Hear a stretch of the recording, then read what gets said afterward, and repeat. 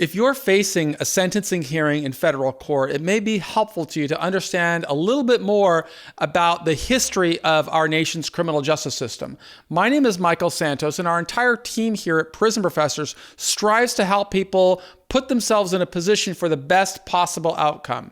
And during this era where the government is becoming more friendly or more receptive to individuals who want to build a pathway to an early release, that early release plan should begin with a clear understanding of what the purpose of the prison system is all about. So when I was in prison and I started my sentence in 1987, I was in there until 2013. I spent a lot of time studying the prison system. In fact, I got an undergraduate degree from Mercer University and a master's degree from Hofstra University, but my focus of study was always the federal prison system. And in fact, the American prison system. And the prison system in America is something that has evolved over the past 200 plus years. It is an experiment that really began in Pennsylvania by the Quakers. And the more you understand the purposes and the origins of the criminal justice system, the better off you are going to be to say, well, how can I take that history and apply it to my own adjustment and use that knowledge as I later strive to build a persuasive case on why I am worthy of relief. So if you're watching this video, I can only assume that you have not yet been sentenced and you're outside watching it on a YouTube, or perhaps you are inside of a jail or a prison and you have access to our courses from some type of a tablet that is available inside of the prison system. And so if that's the case, I want you to understand you are sowing seeds right now, whether you have been sentenced or you have not been sentenced, you are sowing seeds right now to build a pathway toward an early release.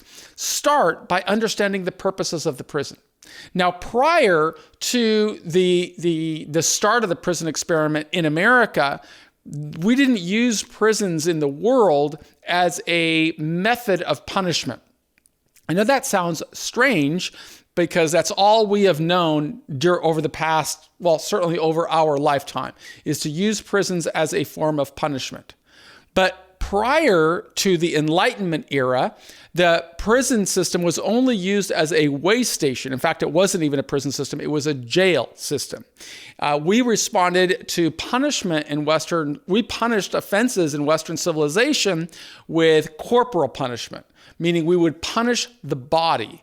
We would drill holes into people. We would hang people. We would kill people. And you've heard the stories of medieval torture and medieval punishment where we chop a head off and put it on a stake. That was the way of Western civilization until the Enlightenment era. When the Enlightenment era came, people started to believe that, we didn't only have to punish. We could also think about building a better society. And the solution to that came from the Quakers, and I think it was like in the late 1600s. They decided that the best way to respond to criminal behavior is to put people in a cell and isolate them. And instead of taking their body, killing them, or torturing them, we were going to punish them with something else, and that was time. We were going to take time away from the person or take the person out of society, put him in a cage, and have him reflect. And that's why the name of the initial prison system was the penitentiary. It was related to the word penance, right? The penance. We wanted somebody to go inside of a jail cell. We wanted to lock them in there, and we wanted to completely isolate and separate that person from society. So we would only give them a Bible. That was the Quakers' response. Instead of killing them, we would put them in a cell. In fact, the historical texts tell us that they would put a hood over the person's head. They would escort him into the cell. When he got to the prison, they would escort him into the cell. Then they would lock him in the cell and they would take the mask off, and he would never see another human being or talk to another human being until after he finished serving the sentence. The only thing inside of that cell was a Bible. He was supposed to repent. He was supposed to show his penance. Now, at that time, of course, a long-term sentence was 18 months. So it was a very different world than today, in the sense that prison time, the amount of time society took, was less. We thought that we might be able to reform people if we put them in the cell with no communication and just gave them a Bible for 18 months. Well, over time, the prison experiment began to expand.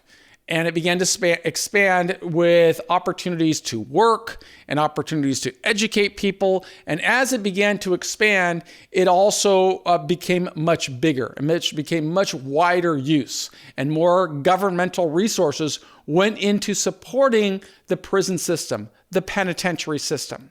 And over the past, couple of 100 years, it has evolved into what we have today, which is still measuring a punishment or a response to punishment with the amount of time that society takes away. But don't forget, it's about penance. Now, over the past 50 years, or I guess since maybe 1970 or so more like, about 50 years, it really changed again, where sentences became much longer with the various comprehensive crime control bills. And at various times, mechanisms for release became far fewer. During the 26 years that I served in prison, there were no mechanisms for relief. Particularly for somebody who was convicted of a serious crime. Like I was convicted of operating a continuing criminal enterprise. That's considered a serious crime. And as a result of it being a serious crime, I didn't have access to parole, which used to exist. Parole still doesn't exist today, but I was under the old system where it applied to probably 95% of the people in prison, but it didn't apply to me. So I had to serve my sentence. Now, the salient point here is that reforms have come. And those reforms today allow the judge to take a second look at an individual later. And that's a result of the First Step Act. So it's important for a person to understand, well, what is the First Step Act? How do I use it to my advantage? And how do I take my knowledge of the prison system and what it is supposed to do, and turn my story into a story that is consistent with what judges understand, what prison administrators understand. Now, they're two different bodies, but because of the First Step Act, the prison system has an opportunity to revisit your sentence and assess whether you are a candidate for potential compassionate release. And a judge has that same capacity to assess you and to determine whether you are a candidate for compassionate release, or perhaps maybe just to reduce your sentence or resentence you in accordance with some very specific provisions that we've written about on our website at various places.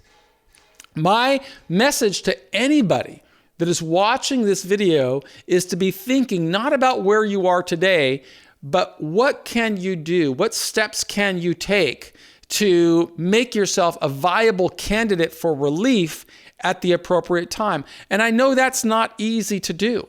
It's hard to look into the future. But the more I understand this system, the more I can understand, okay, I know what it's supposed to do. It is supposed to make me repent. It is supposed to make me look inside and get a firm grasp of how my actions have influenced victims, have influenced society. And the more you can communicate a story that shows I'm not only thinking about myself, but rather I'm thinking about my role as a good citizen in society, the more effectively you can build a case that will help you persuade either a warden or a judge that you are a worthy candidate for relief. So if you want to learn more, I really encourage you to look through all of the free content that we offer at prisonprofessors.com and see how you can incorporate this into your own efforts to get a better outcome. But in addition to that, I would encourage you to speak with more people who have gone through the system and learn what worked for them, what strategies worked for them. I am a big believer in documenting your story. That was one of the techniques that really powered me through 9,500 days as a federal prisoner. The challenge was that during the time that I served my sentence, there were no mechanisms through which anybody could assess me or reassess me and determine whether I was a worthy candidate for relief. But that's not the case today.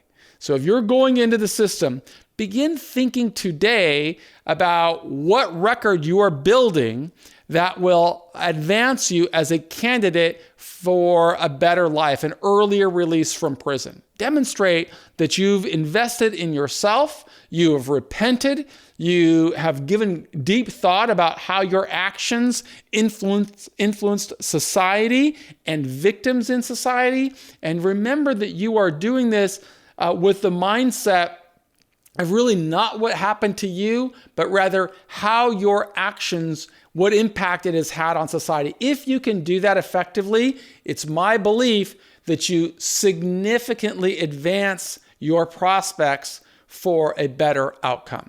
Visit us at prisonprofessors.com. If you want to speak with one of our mitigation experts, I encourage you to look at the show notes of this video, or if you're watching this on YouTube, please do subscribe to our channel. And on the banner, you can see a little button that gives you some information on how you can contact members of our team if we can be of more help to you. I am Michael Santos, and I want to thank you for being a member of our community.